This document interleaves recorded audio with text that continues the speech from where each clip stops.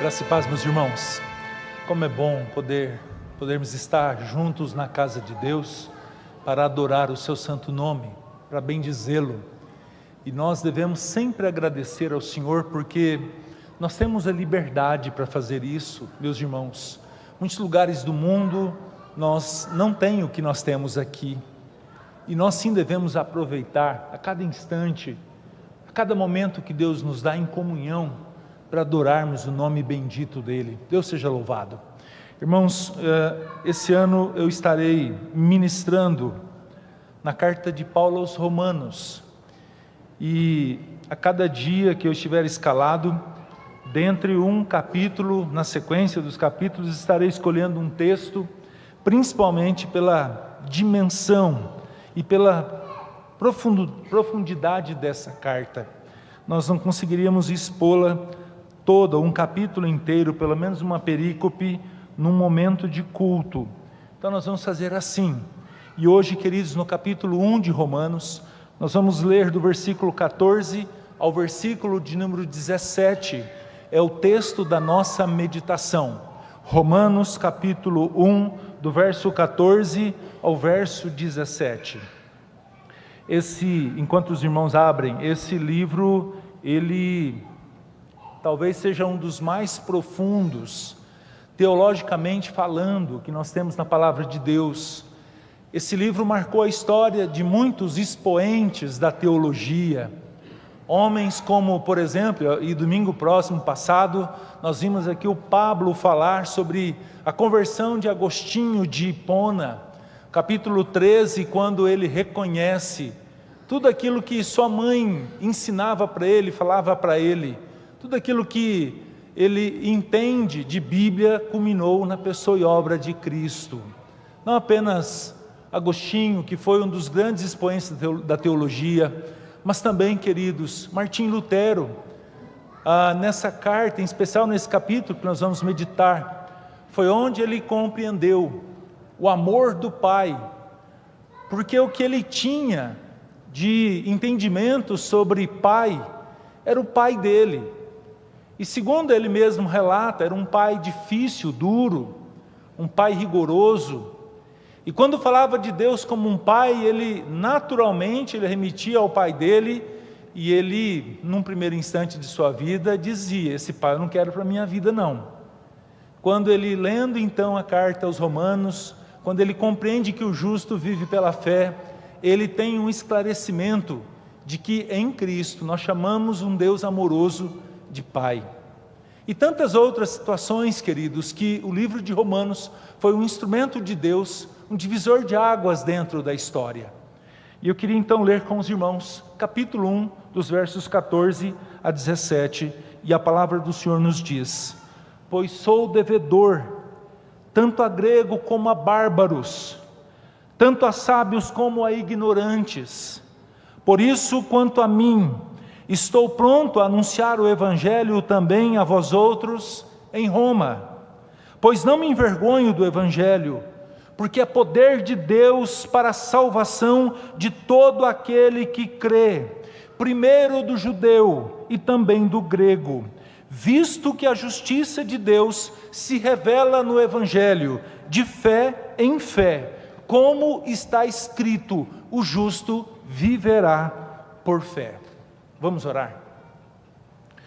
Senhor, nós acabamos de ler a Tua palavra, Senhor, inspirada, que o Senhor levantou homens do passado para que registrassem a Sua vontade, e hoje nós pudéssemos ler e buscar o entendimento à luz do Teu Espírito Santo de toda a vontade do Senhor.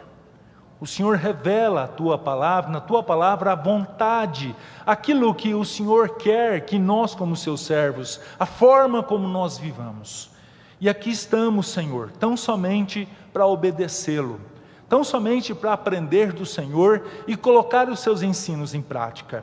Por isso nós pedimos ao Senhor que o Senhor use de misericórdia nesse propósito de explanar a Tua palavra e que a Tua igreja compreenda qual que é a boa, perfeita e agradável vontade do Senhor. Que o Teu Espírito Santo nos convença, Senhor, do nosso estado, da nossa condição e da necessidade que todos nós temos do Senhor Jesus. Eu peço ao Senhor que em nome de Jesus o Senhor conceda essa graça e esse privilégio a todos nós, Pai. Fale aos nossos corações e é no nome de Cristo Jesus, o nosso Senhor e o nosso Salvador, que assim nós oramos. Amém e amém. Queridos, no sistema financeiro do nosso país e também quando nós falamos na questão de empréstimos, existem algumas regras que com certeza, queridos, devem ser colocadas em prática. Por exemplo, quando não há um pagamento no tempo do acordo feito de um empréstimo, o CPF da pessoa, ela sofre um processo de negativação. Você fica com o seu nome sujo por algum tempo. Porém, queridos, na maioria dos casos, e olhando aqui para o Código do Consumidor, a maioria dessas contas com 5 anos do CPF negativado, ou nome sujo, automaticamente ela é retirada desse cadastro de mal pagador. E você novamente fica com o seu nome limpo, sem precisar pagar a conta. Algumas pessoas de caráter duvidoso, ou de repente por outros motivos, usa desse instrumento para limpar o seu nome e não pagar sua dívida.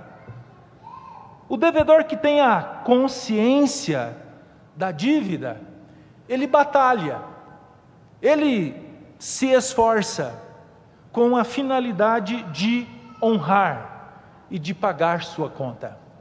Mas nem todos pensam assim. De repente, o texto que nós acabamos de ler, queridos, o apóstolo Paulo, ele também fala de uma dívida que ele contrai, de uma dívida que ele tem, e que ele se esforça com todo o empenho do seu coração de pagá-la. E ele escreve essa carta, e em especial ele enfatiza que a dívida que ele tem é com relação ao Evangelho de Cristo e com a pregação do Senhor Jesus. Paulo está aqui na sua 3ª viagem missionária. Ele está escrevendo essa carta enquanto ele passou 3 meses na Grécia, numa cidade próxima a Corinto. E ele está levando uma oferta de amor da igreja gentílica, de tudo aquilo que não era judaico, fora dos limites do judaísmo. Ele estava levando essa oferta para os judeus que estavam passando por perseguição e estavam sofrendo. Isso está registrado em Atos capítulo 20, do verso 1 ao verso de número 3. Essa oferta, como dito, queridos, era uma prova de amor tamanha. A igreja gentílica entendia que Cristo nasceu no meio do povo judeu, que era aquele povo que, em especial, a princípio Jesus veio para eles. E de repente, a partir da morte de Cristo, quando nós temos a visão de Pedro em Atos capítulo 10, na pregação da casa de Cornélio, naquele instante a mensagem ela sai dos limites judaicos e ela vai para o mundo gentílico, quando nós temos o chamado de Paulo e Barnabé na igreja de Antioquia. E por gratidão e vendo a igreja primitiva sofrendo, o que nós temos? Oferta sendo levantada para assistir aqueles irmãos. Enquanto Paulo está se preparando para voltar a Jerusalém, com esse propósito, ele escreve essa carta. A carta chega a uma igreja que não fora fundada pelo apóstolo Paulo. Ela é diferente de algumas igrejas onde Paulo esteve, plantou ali, com a pregação da palavra, pessoas se converteram e ele deixou a igreja organizada. Não foi assim com Roma. Provavelmente essa igreja tenha sido fundada por aqueles irmãos do Pentecostes, quando em Atos 2, Daqueles 3.000 que se converteram, logo após mais 2.000, que eles são batizados e eles voltam para suas casas, e muitos daqueles moravam na capital do império, e ali eles começam uma igreja. Porém, queridos, eram judeus que por conta da festa de Pentecostes estavam em Jerusalém. Eram judeus que muitos deles, mesmo fora dos limites judaicos, tinham arraigado em seus corações tudo aquilo que nós entendemos de ritos. Ritos como, por exemplo, o rito da circuncisão, ou o rito do sacrifício, e alguns outros ritos que estavam impregnados em seus corações, que talvez por conta do tempo não tenha sido tratado. Muitos desses irmãos também ouviram Paulo em outras ocasiões e entendiam a respeito de que tudo aquilo apontava para Jesus e em Jesus se encerrou. Era um tipo. E com a crucificação de Cristo, eles foram libertos dessas práticas. Mas era uma igreja que vivia em constante conflito por conta disso. E o que nós temos, meus queridos, é o apóstolo Paulo tratando como um apaziguador, de forma nenhuma diminuindo as verdades, mas ele trata dessas questões sensíveis também durante a carta. Paulo deixa claro que a sua intenção, depois de levar a oferta aos irmãos da Judeia, era voltar e passar por Roma, pregar o evangelho ali, passar alguns dias, quem sabe até descansando, porque o seu desafio era conhecer a igreja de Roma, essa carta, suas credenciais, e ele então ser enviado para a Espanha como um missionário para o mundo gentílico. Segundo o pastor John Stott, queridos, em seus comentários à carta dos Romanos, os dois temas principais de Paulo, a integridade do evangelho que lhe foi confiada e a solidariedade dos judeus e gentios à comunidade messiânica, já ficam evidentes no seu primeiro capítulo. Do verso 1 ao verso 5, ele enfoca a pessoa de Jesus Cristo, filho de Davi, por descendência e poderosamente declarado filho de Deus por meio da ressurreição.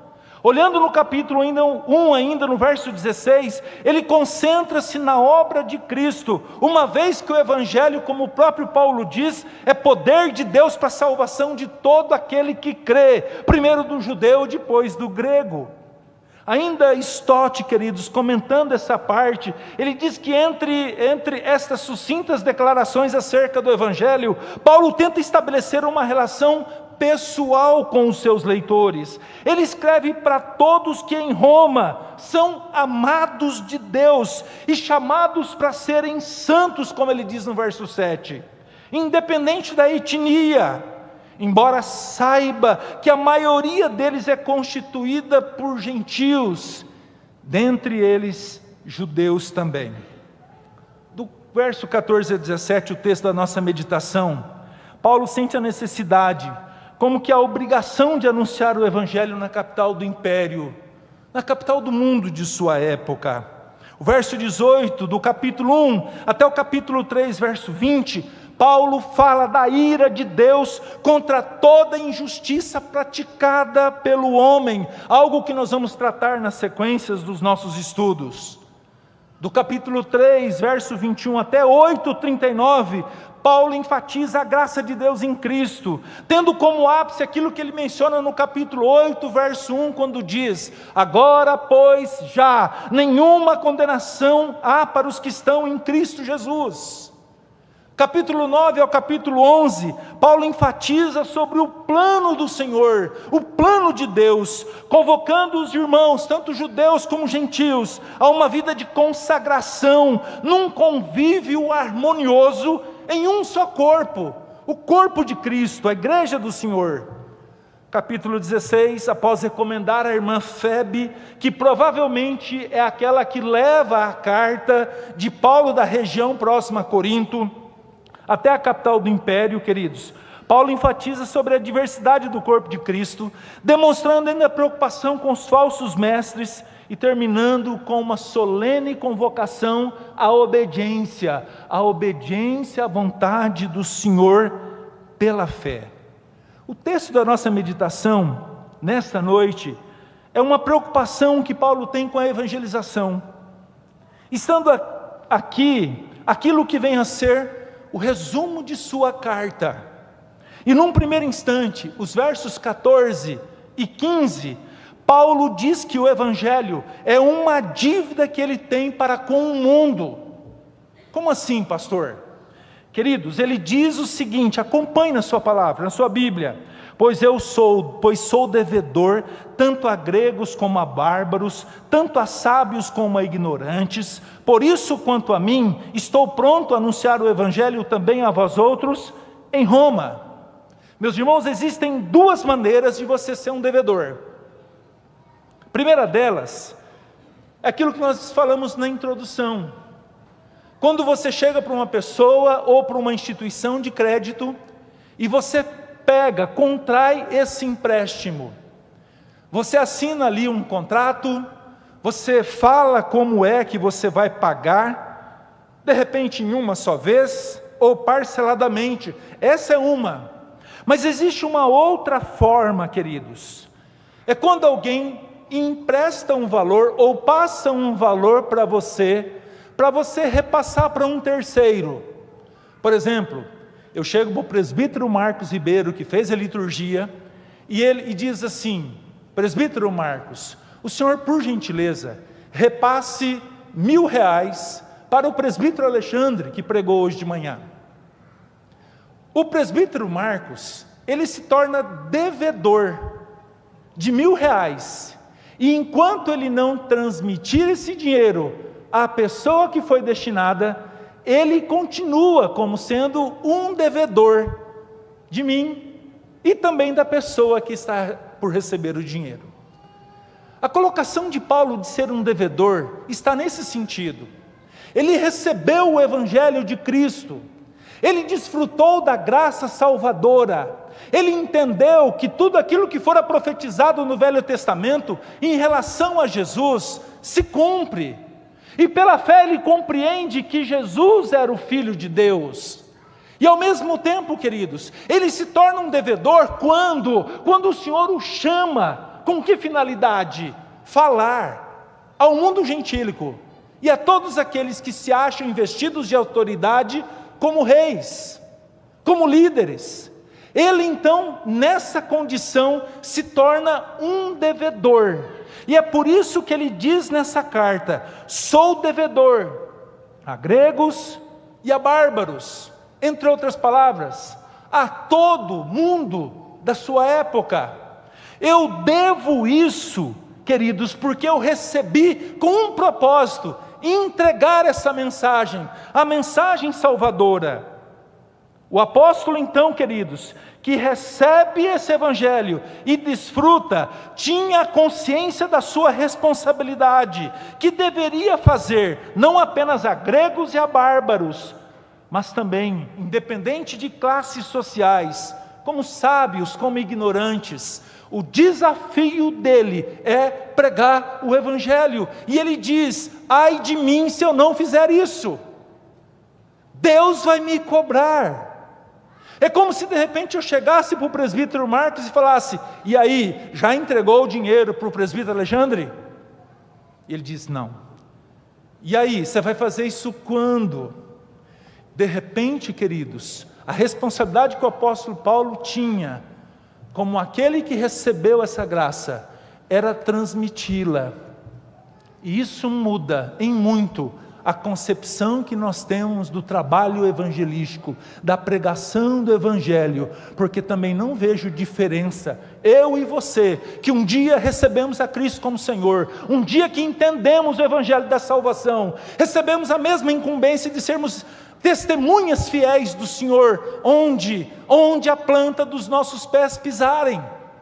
Nós somos devedores ao bairro, a Goiânia, a Goiás, a Brasil e a mundo, porque aonde Deus permitir que nós pisemos a planta dos nossos pés, não é mais o Marcos que está, mas uma fiel testemunha de Cristo, alguém que tem a responsabilidade também como devedor, de pagar essa dívida, de entregar essa conta que foi lhe dada.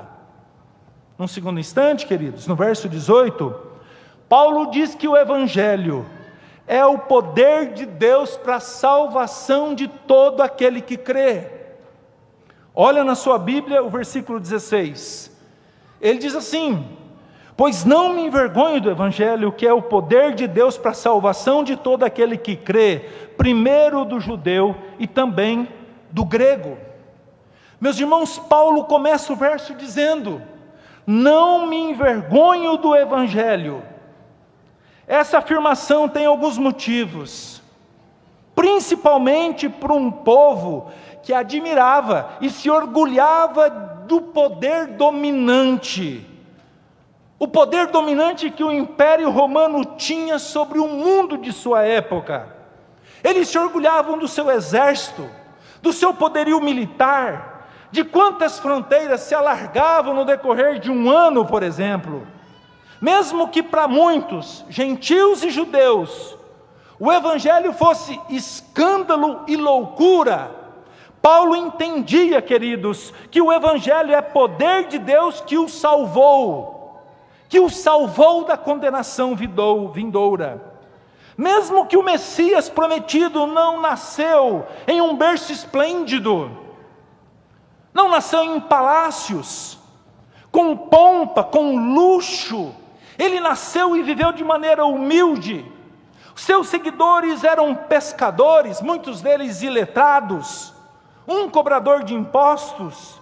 Mesmo que ele tenha sido condenado à morte pelo seu próprio povo, e morreu a morte de um maldito, mesmo com todas essas informações, que aos olhos do mundo são informações depreciativas, Paulo diz: eu não tenho vergonha deste Evangelho.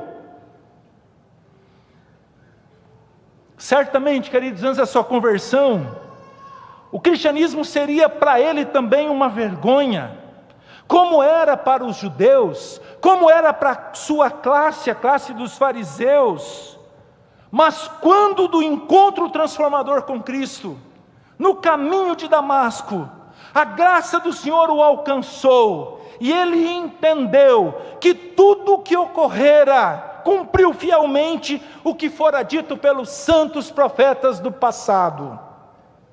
Paulo compreendia que o Evangelho tinha o poder para realizar a maior transformação que poderia ocorrer no universo: a conversão, a transformação de uma vida. Me lembro de um estudo dado pelo pastor Nicodemos aqui, quando ele também expôs a carta aos Romanos. Ele diz que o maior milagre não é fazer um cego enxergar, não é fazer um paralítico andar, não é uma pessoa 4 dias morta ressuscitar. O maior milagre, queridos, que nós temos na história é a conversão de uma vida, é a transformação de um coração. E o exemplo dele, queridos, é claro.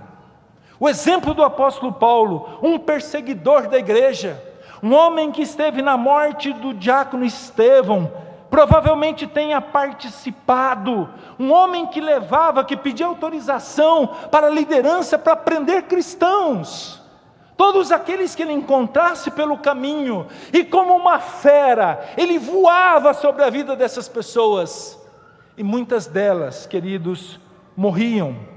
Mas agora, esse homem foi transformado, e ao mesmo tempo ele anuncia a conversão pela fé em Cristo.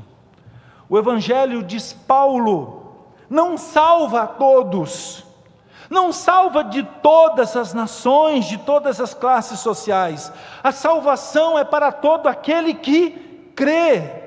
A salvação acontece pela fé, não acontece por méritos humanos ou qualquer boa obra praticada, de forma alguma. Acontece pela fé no Filho de Deus, que ele mesmo registra no capítulo 10, verso 9, que é pela boca confessada, com o coração crido, onde nós cremos e confessamos o Senhor Jesus.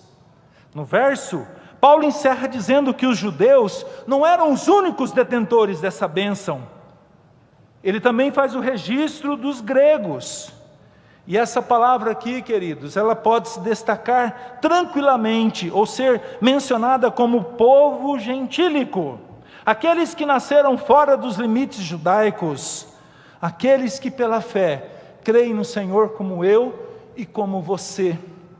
Mas em terceiro lugar, olhando para o verso 17, Paulo diz que o Evangelho revela a justiça de Deus. Olha o que ele diz: visto que a justiça de Deus se revela no Evangelho de fé em fé, como está escrito, o justo viverá por fé. Queridos, como dito no início, alguns comentaristas chamam o verso 16 e 17 de o texto do qual o resto de Romanos seria a exposição. E a gente vê como um grande expoente dizendo isso, Martinho Lutero. E também nós cremos. A princípio, queridos, o apóstolo diz que a justiça divina é um atributo do Senhor.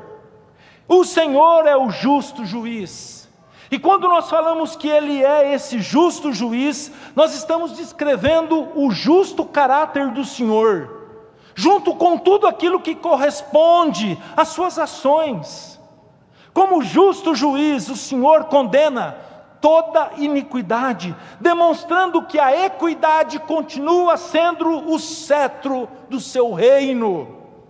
A justiça do Senhor precisa ser satisfeita, sem a qual, meus irmãos, a condenação eterna sobreviria a todos por conta daquilo que aconteceu na queda do Jardim do Éden com o primeiro Adão, registrado no capítulo 5, verso 12. Mas de repente, queridos, a satisfação da justiça de Deus aconteceria quando da vinda da ovelha muda profetizada por Isaías, do segundo Adão mencionado por Paulo ainda no capítulo 5 do seu livro. É justamente o que nos revela o Evangelho, as boas novas de salvação, onde diz que o Verbo se fez carne e habitou entre nós, cheio de graça e de verdade. A mensagem do Evangelho revela que o Filho de Deus cumpriu fielmente tudo o que a lei determinava, sendo inculpável, desde o seu nascimento até a sua morte.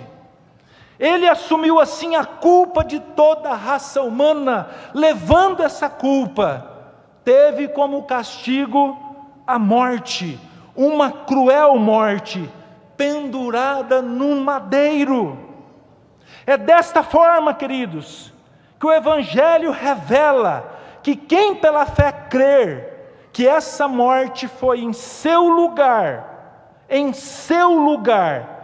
ele então tem satisfeita toda a justiça do Senhor. Todo aquele que confessa Cristo como Senhor, que reconhece Jesus como seu suficiente Salvador, tem satisfeita essa justiça perfeita de Deus. Ele, pecador, é pelo Senhor justificado de todos os seus pecados.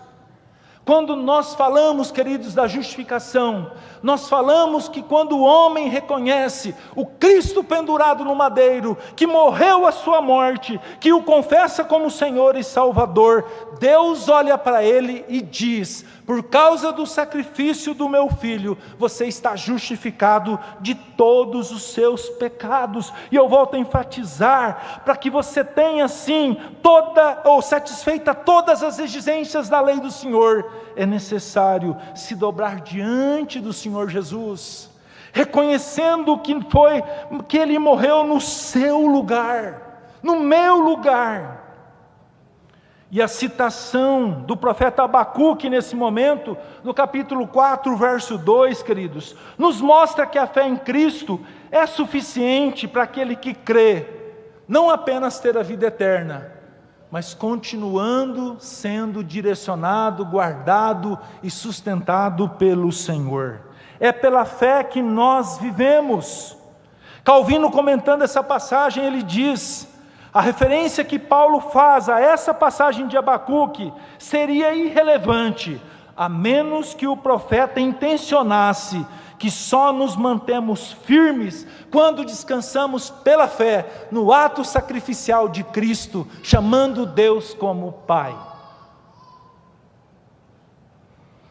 Assim, queridos, ao revelar a justiça satisfeita em Cristo, Paulo deixa claro que o justificado continua a viver, acreditando no Senhor, confiando em todas as suas promessas, registradas nas Escrituras, até os seus últimos dias. E diante dessa exposição, desses versículos que acabamos de ler, trago aos amados irmãos algumas conclusões. Primeira delas, com essa carta, o apóstolo se propõe a pagar sua dívida, a sua dívida com Cristo, e não só com essa carta, mas nós lemos que ele está disposto a ir e pregar o Evangelho também na capital do império. Nós vemos no primeiro instante a prontidão do servo do Senhor de pagar essa dívida. É como se ele entendesse: sou devedor? Sim, quero pagar o mais rápido possível. Como alguém justo, que entendeu que Jesus morreu a sua morte, ele tem esse compromisso, e ele quer fazê-lo. Queridos, não que ele não tivesse sido um missionário, ele já entendeu isso, queridos, desde o primeiro instante da sua conversão. Lá em Damasco ele começou a falar de Jesus, e os irmãos que ali estavam com medo, perseguiram ele. Ele volta para Jerusalém, e ele deixa claro a conversão, o que Cristo fez na sua vida, o propósito que ele tinha de falar do amor de Deus. Mas da mesma forma, ele não é bem recebido. Ele volta então para sua terra natal, e passa longo tempo ali, se preparando. Com que finalidade, queridos? Participar ativamente da pregação do Evangelho, aonde o Senhor o enviasse. E ele está na terceira viagem missionária. Praticamente ele já, por uma boa parte do mundo civilizado da sua época, ele anunciou como um devedor de Cristo o Evangelho das boas novas de salvação. Mesmo perseguido, doente, preso, ele continuou com o mesmo comprometimento, levando ao seu próximo tudo aquilo que graciosamente ele tinha recebido do Senhor. E ainda mais, ele consolava os irmãos preocupados com a sua condição, como ele faz com a igreja de Filipos. Ele preso por conta da sua primeira prisão em Roma, e os irmãos querem saber como é que ele estava.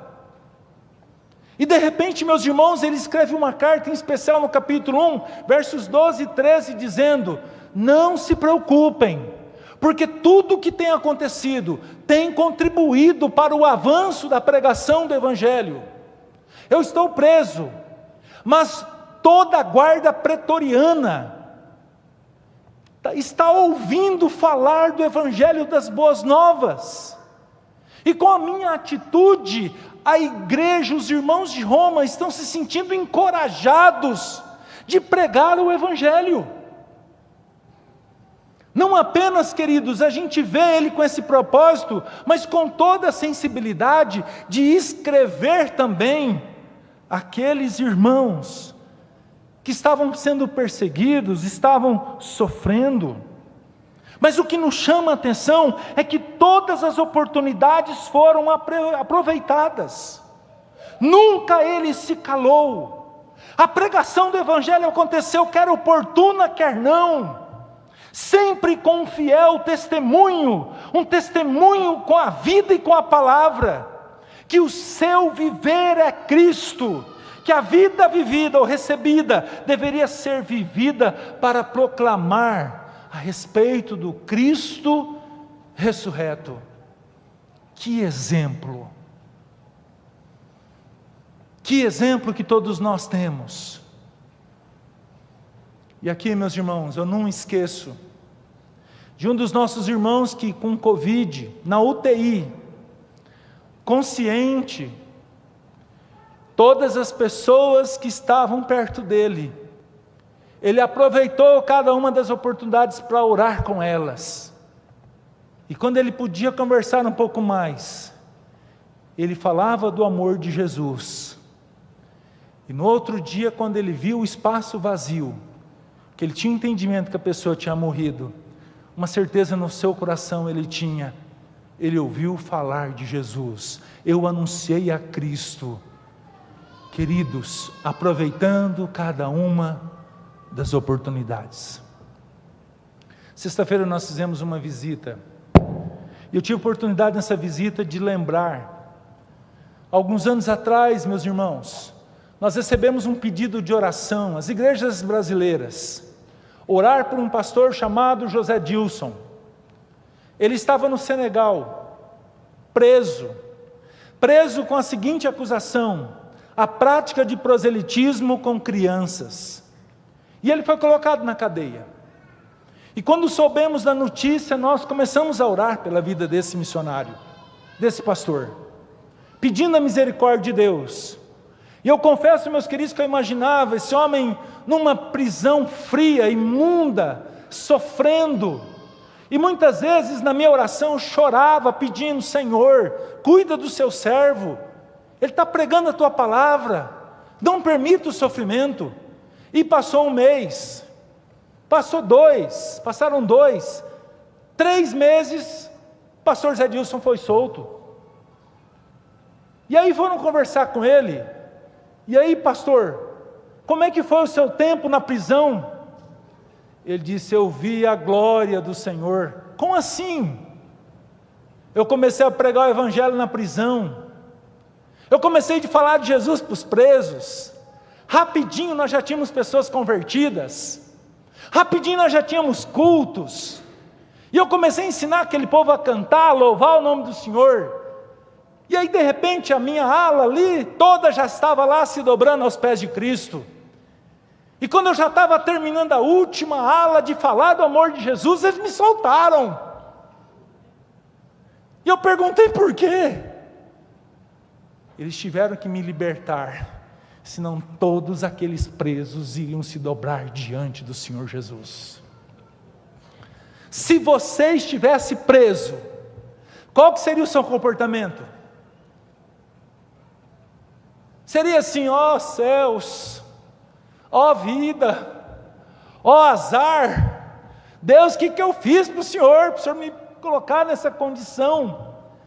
Entenda uma coisa: não importa onde nós estivermos, aonde Deus permitir que nós estejamos, nós somos devedores. Devedores do quê? Nós que um dia recebemos pela graça de Deus o evangelho da salvação, entendemos que lá na cruz fomos justificados de todos os nossos pecados. Não tem por que nos calarmos, não tem por que sermos omissos, não tem por que chamar pastor e missionário para pregar o evangelho dentro da sua casa, para os seus vizinhos. Ainda que você convide, a gente vá. Mas nós precisamos ter a consciência que o apóstolo tinha, como um devedor de tão grande dádiva, que ele recebeu do Senhor, e ele tem um compromisso de transmitir.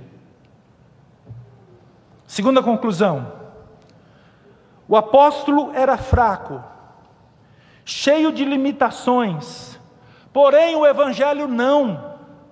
É poder transformador, creia nisso, meu irmão. Não é poder de te tornar rico, bem-sucedido, mas poder de transformar a sua alma, a sua vida, tirando-nos da condição de incrédulos, sem esperança, norteando o nosso viver, aonde a esperança nossa está fundamentada, num novo céu e numa nova terra, que o Senhor foi preparar. Os romanos prenderam o apóstolo, mas não conseguiram algemar o evangelho.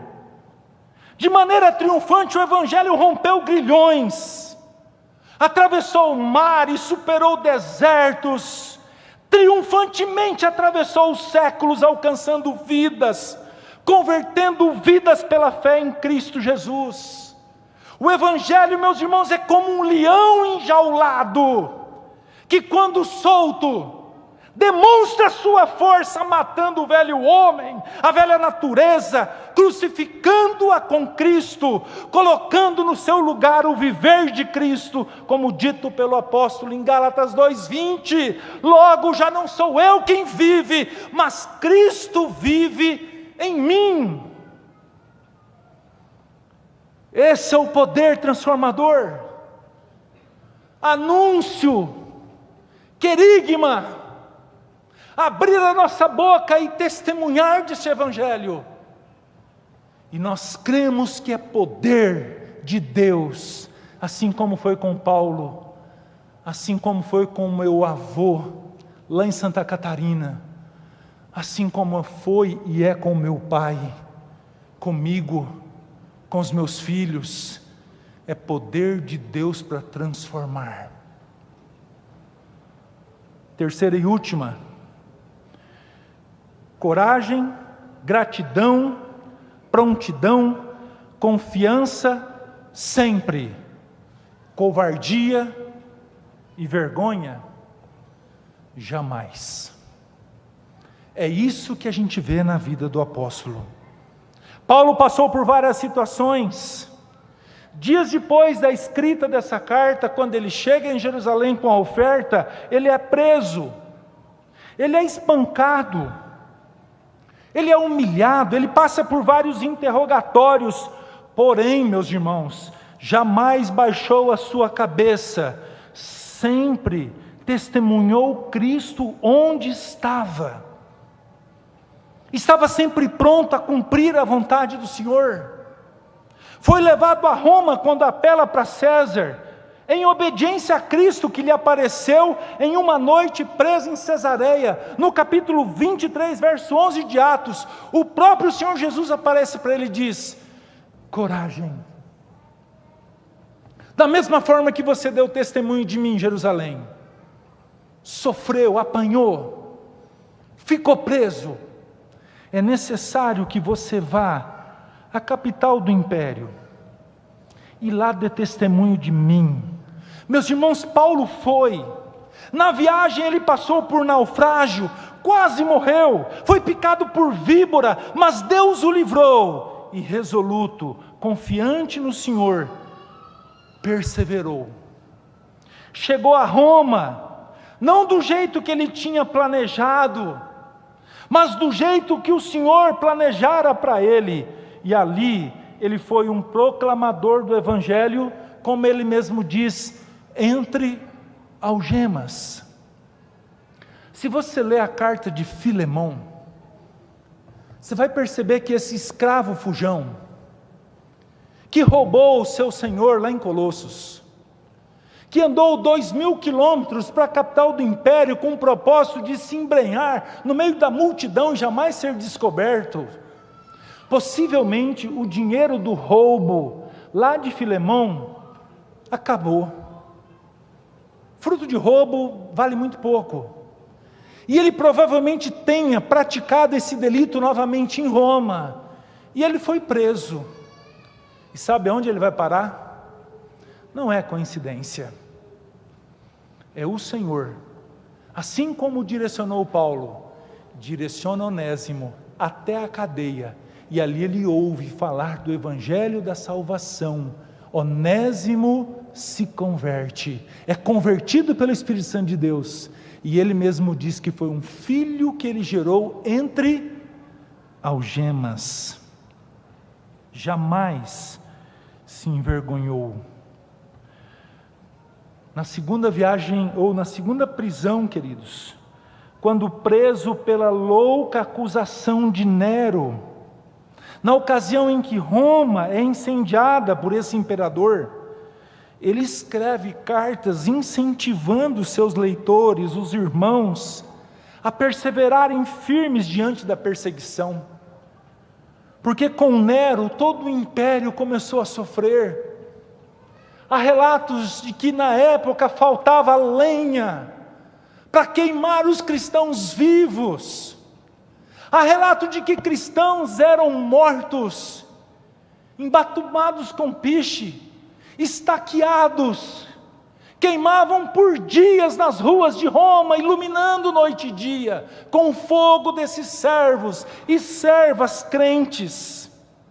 Mas Paulo escreve para esses irmãos perseverarem firmes e continuar pregando o Evangelho, jamais se acovardando ou tendo vergonha do seu encarcerado, como por exemplo ele faz com o jovem pastor Timóteo, em meados da sua segunda carta.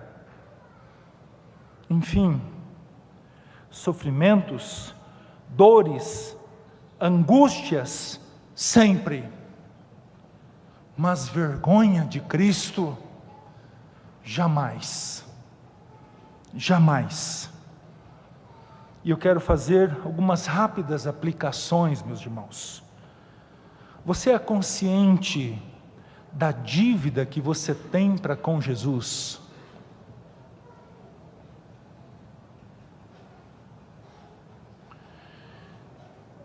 Isso muda a sua concepção de anunciar o Evangelho no seu trabalho? Quando e como você vai pagar sua dívida? Saiba que o Senhor não esquece, Ele cobra. O Serasa do céu não tem tempo definido. O compromisso assumido não caduca. Continuamos sendo devedores. Encerro com o seguinte pedido: comece hoje a pagar a sua dívida.